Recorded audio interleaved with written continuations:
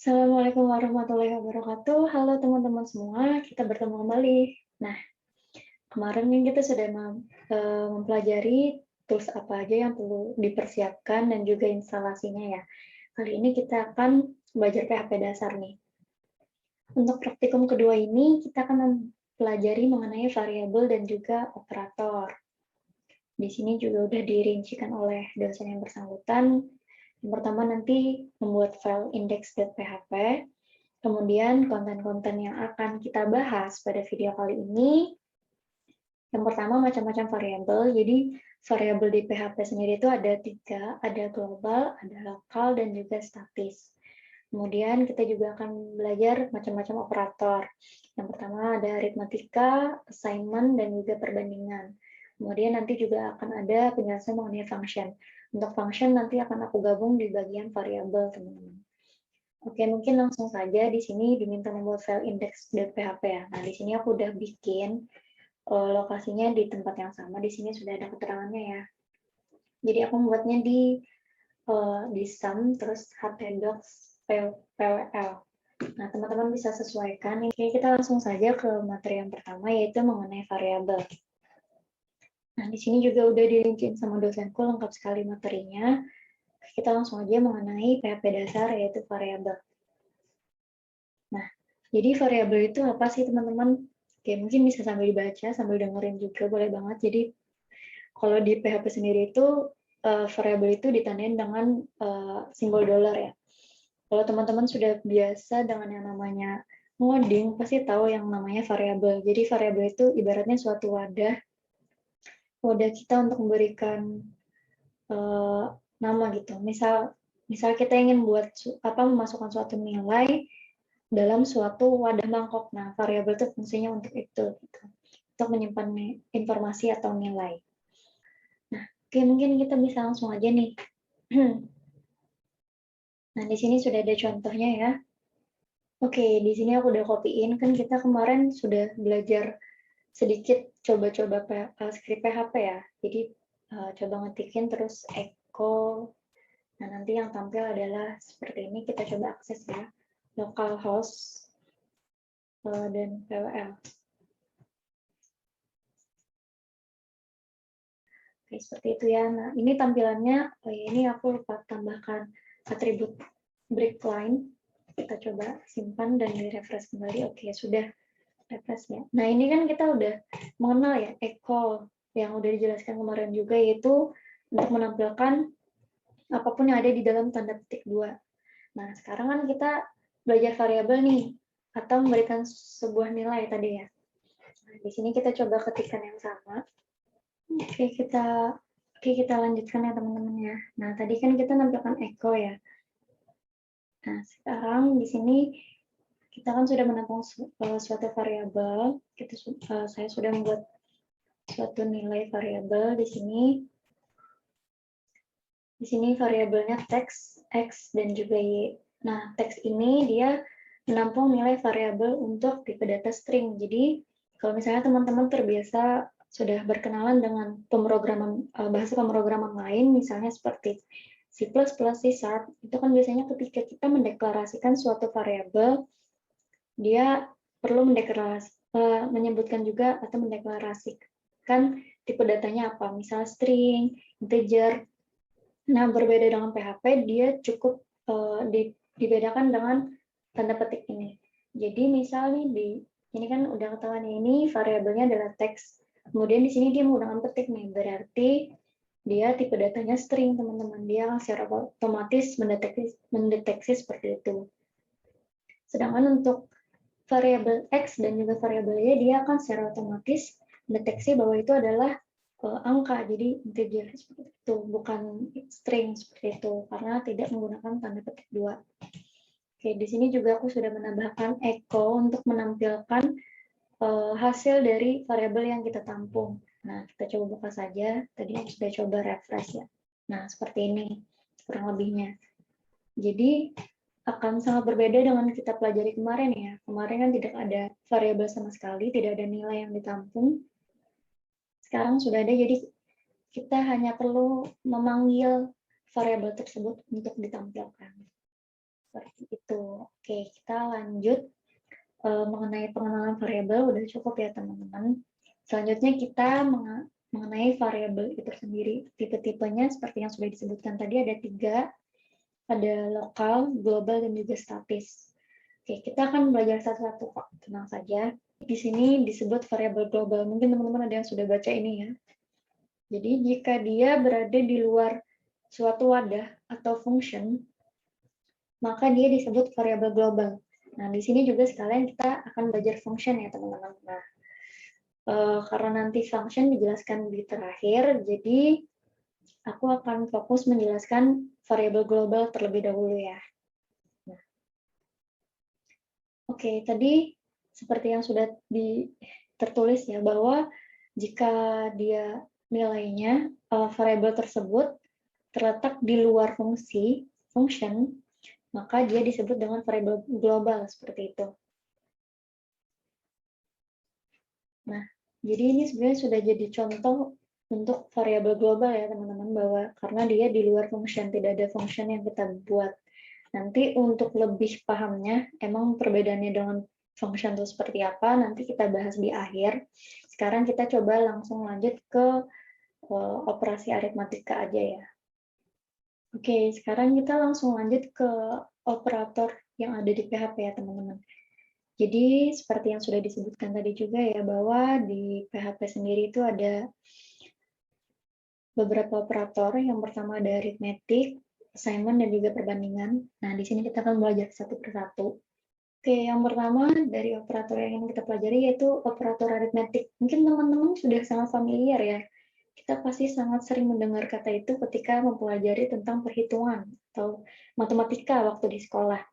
Nah, jadi seperti yang tercantum juga di jelasannya, operator ini digunakan dengan nilai numerik untuk melakukan tindakan untuk melakukan aritmatika dasar seperti penjumlahan, pengurangan, perkalian, pembagian, dan juga lain-lain. Untuk simbolnya pun sangat umum ya, maksudnya sudah sering kita temuin juga. Kalau penjumlahan dia pasti menggunakan simbol plus, pengurangan dengan simbol strip seperti ini. Nah, kita mungkin langsung saja mencobanya ya, teman-teman. Nah, di belajar operator ini, aku sudah menyiapkan 2 buah variabel ya, itu variabel X dan Y, sama seperti tadi. Aku ganti nilainya menjadi 12 dan untuk X dan 3 untuk Y. Nah, seperti penjelasan tadi ya, bahwa untuk kita ada beberapa operator yang tersedia, yaitu ada penjumlahan, pengurangan, perkalian, pengurangan, ada modulus. Modulus itu biasa sering kita temui adalah sisa bagi. Jadi jangan sampai terkecoh, dia menggunakan simbol persen, tapi bukan berarti dia mencari nilai persen ya, tapi dia mencari nilai modulus atau sisa bagi. Kita biasanya kalau anak pemrograman pasti udah sering juga sih tahu bahwa modulus itu adalah nilai sisa bagi. Dan juga yang terakhir adalah exponential, yaitu cari nilai pangkat dari suatu nilai. Jadi misal ini nilai Z ya, berarti dia akan mencari nilai pangkat dari Z ini. Z dipangkatkan berapa. Oke, daripada bingung, kita langsung saja coba kita jalankan ya. Ini sudah aku tambahkan nih masing-masing. Jadi masing-masing ada 12 ditambah 3, 12 dikurang 3. Kita refresh teman-teman. Nah, di sini sudah ditampilkan ya nilainya ya. Coba mungkin teman-teman bisa siapkan kalkulator, kita buktikan apakah hasilnya benar. 12 ditambah 3, betul hasilnya 15. 12 dikurang 3, hasilnya betul 9. 12 dikali 3, hasilnya betul 36. 12 dibagi 3, betul hasilnya 4. Kemudian sisa hasil bagi dari 12 dibagi 3 tidak ada ya, kosong ya, karena 12 dibagi 3 itu habis, tidak ada sisa sama sekali. Dan juga nilai pangkat dari 12 pangkat 3, betul hasilnya 1728. Oke, ini masih sangat dasar ya, maksudnya teman-teman mungkin sangat paham juga penggunaan ini. Jadi mari kita lanjut ke operator selanjutnya, yaitu assignment.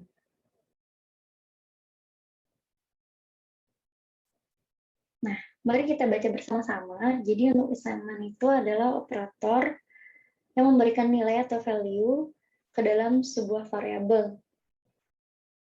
Oke, kita langsung aja ya teman-teman ya. Untuk ini.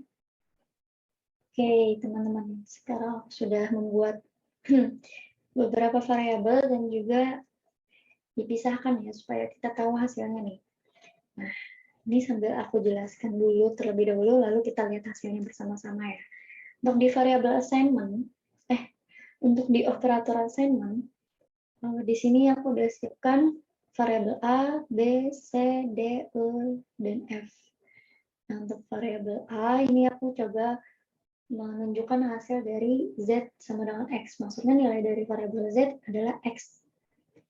Jadi nilai dari variabel ini, apa yang ingin kita tampilkan seperti itu. Nah, nilainya nanti dia akan menampilkan nilai ini. Jadi nilai ini apa? Si X ini gitu. Jadi anggap aja ini adalah variabel Z ini.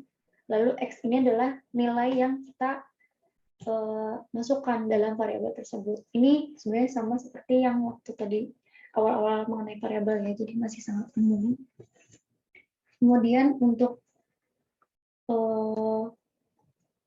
dan simbol ini, simbol assignment plus kemudian sama dengan ini menambahkan nilai variabel. Pada variabel ini ditambahkan dengan nilai pada ini seperti itu. Jadi sama dengan 3 ditambah 9. Sekarang kita coba simpan, kemudian kita refresh.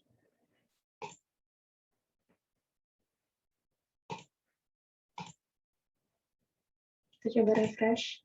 Oke, nilainya sudah tampil ya. Coba kita cek bersama-sama apakah benar. Nah, di sini dia menyebutkan bahwa nilai dari variabel A adalah 12, betul ya. Kemudian di sini penjumlahan ya. Kita lihat karena menggunakan simbol plus. 3 ditambah 9, 12 ya teman-teman. Kemudian di sini 28 dikurang 8, betul hasilnya 20. Kemudian di sini ada perkalian, 5 kali 2, 10, benar juga. Kemudian di sini juga ada pembagian ya. Ingat ya, kalau pembagian menggunakan garis miring, 10 dibagi 5, betul hasilnya 2. Dan terakhir, sisa hasil bagi ya. Tadi seperti yang sudah dijelaskan sebelumnya di aritmetik. Nah, 9 dibagi 4, dia ada sisanya ya. Sisanya adalah 1, seperti itu. Jadi, seperti itu untuk assignment. Aku rasa untuk assignment pun cukup mudah dipahamin ya. Perbedaannya dengan aritmetik tadi yaitu di penempatan dan cara penggunaannya, seperti itu. Oke, kita lanjut lagi ke operator yang selanjutnya, yaitu perbandingan. Di sini bisa kita sambil baca bersama-sama juga. Jadi perbandingan ini biasanya kita gunakan untuk mengecek perbedaan atau persamaan antara nilai dan juga variabel. Nah, gimana tuh? Mungkin agak bingung ya. Jadi nanti kita memberikan suatu nilai nih dalam suatu variabel, kemudian kita bandingkan nih, apakah nilai yang kita cari itu sama dengan variabel yang ada gitu. Misal variabel X nilainya 9, kemudian yang disebutkan adalah nilainya 10. Nah, tergantung nanti operator apa yang kita gunakan. Di perbandingan sendiri ada beberapa operator ya. Oke, di sini sudah aku buat skripnya ya teman-teman untuk kita melakukan percobaan operator perbandingan. Nah, jadi di sini aku membuat suatu wadah variabel bernama nilai. Jadi variabelnya adalah nilai. Lalu aku beri nilainya adalah 10 seperti itu. Nah, oke, di sini nilainya statis ya 10 seperti itu. Kemudian di sini akan ada logika jika nilainya sama dengan 10, maka nanti yang ditampilkan adalah teksnya jawabanmu benar seperti itu. Nah, kemudian ada logika selanjutnya nih. Namun else if, namun jika nilainya tidak sama dengan 10, nah di sini ada ya tidak sama dengan 10, maka yang ditampilkan adalah jawabanmu kurang tepat.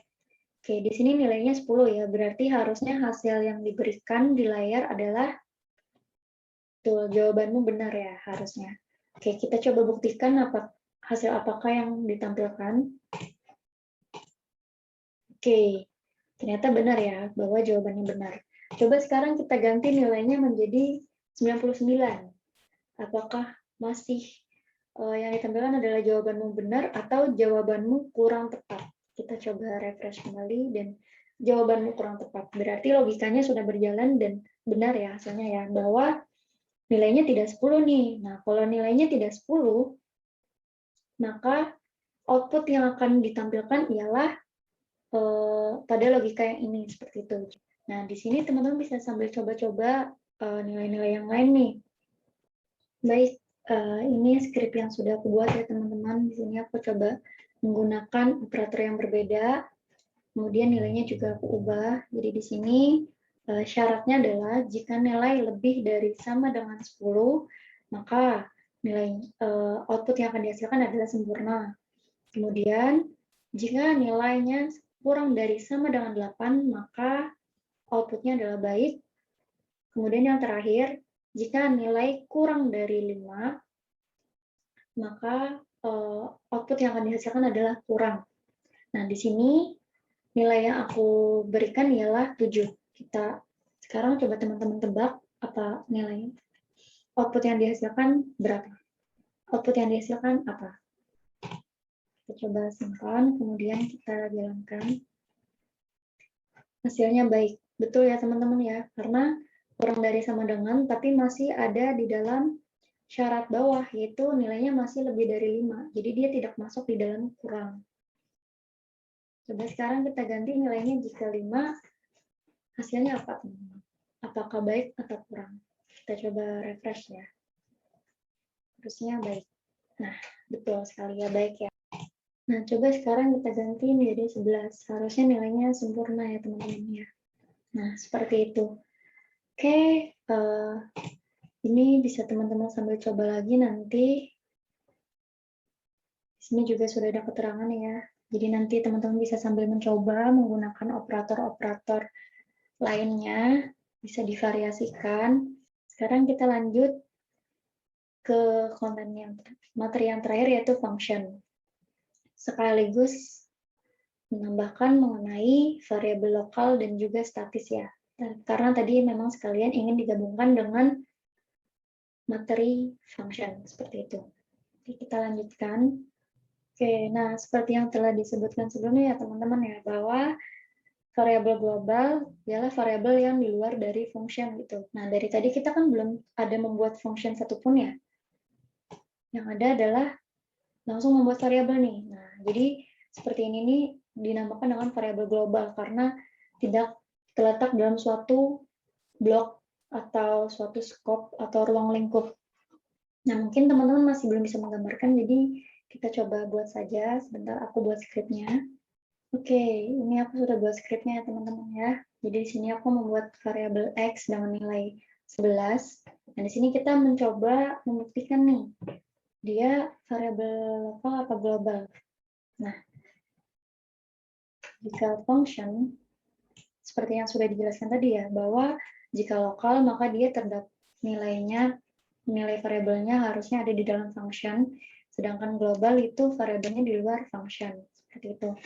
Nah, di sini kita sudah membuat function dengan nama percobaan. Kemudian di dalam function percobaan di sini kita membuat satu echo, yaitu nilai dalam function ini adalah kita mencoba memanggil variabel X ya. Sini kita coba panggil apakah akan berhasil. Jangan lupa ketika kita membuat function, maka perlu kita panggil nanti. Kita panggil dengan nama function tersebut. Jangan lupa tanda kurung kemudian titik koma. Kemudian di bawahnya aku coba panggil juga nih, tapi langsung, tidak memanggil functionnya. Tapi kita memanggil nilai dari variabel. Kita coba panggil ya, kita save, kemudian coba kita jalankan. Nah, tampilannya akan seperti ini. Warning undefined variable X di baris ke-7 ya, online 7. Nah, jadi dia tidak dapat mendefinisikan karena tidak ada nilai variabel di dalam function ini. Jadi dia tidak dapat mendefinisikan nilai X apa nih yang ingin ditampilkan. Maka ketika kita panggil, dia tidak dapat memberikan nilai apapun, sehingga hasilnya adalah kosong.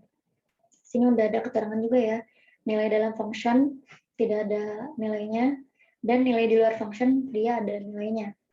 Nah, seperti itu. Jadi ini adalah ciri variabel global, dan ini adalah ciri dari function. Kemudian selanjutnya kita ke variabel lokal ya.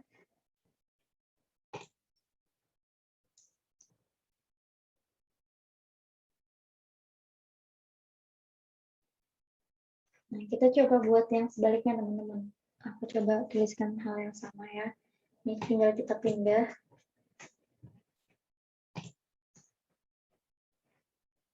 Seperti itu. X. Kemudian sudah kita panggil. Oke. Nah, di sini coba kita jalankan.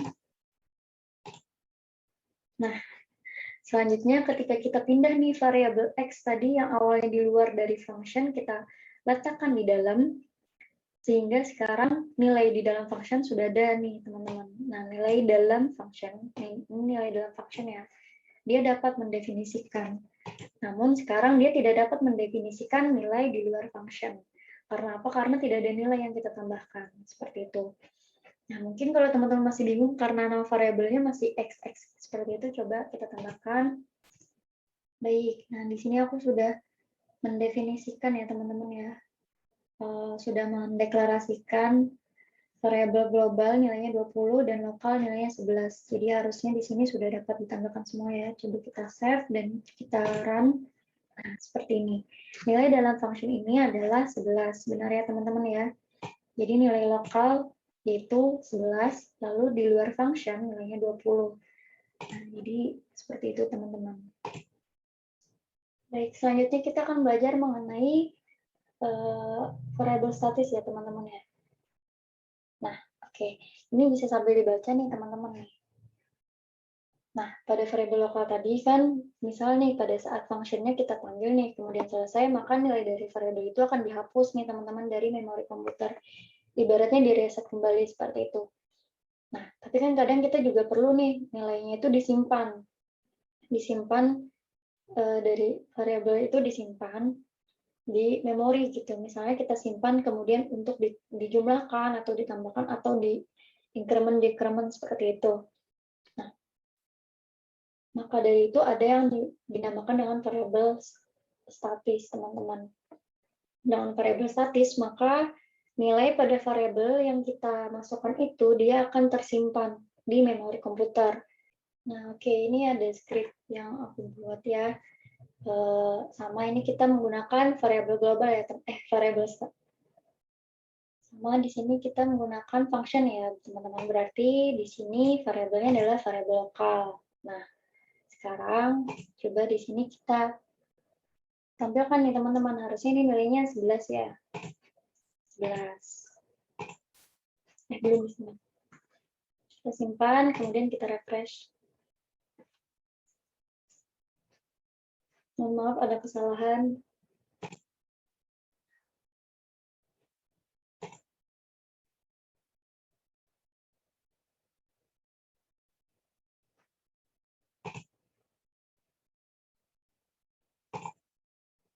Mohon maaf, banyak sekali typo. Oke, ini insya Allah udah benar ya teman-teman. Mohon maaf, hilaf. Oke, nah di sini sudah tampilkan ya nilainya dalam function ini adalah 11. Nah, coba sekarang kita tambahkan nih teman-teman. Kita tambahkan nilainya nih. Variabel ini kita increment. Kita bisa nggak? Nilai. Teman-teman mungkin yang sudah pernah belajar bahasa pemrograman tahu ya. Ini artinya akan menambahkan nilai dari nilai yang disebutkan ini gitu. Kita coba tampilkan langsung lah ya. Oke, tidak ada perubahan ya, nilainya tetap 11 ya. Coba kita panggil. Apakah jika kita tambahkan nih di bawahnya, nilainya akan berubah? Jadi dia akan looping atau bagaimana? Seperti aku bilang tadi ya, jika kita belum menggunakan variabel statis, berarti harusnya nilainya akan ibaratnya di reset ulang ya. Artinya nilainya terhapus dari memori. Jadi harusnya di sini nilainya adalah 11, 11, 11. Kita coba simpan. Oke, Mungkin kita langsung nilainya saja ya, biar tidak bingung. Kemudian di sini aku ganti 1. Nah, seperti ini mungkin lebih mudah dipahami.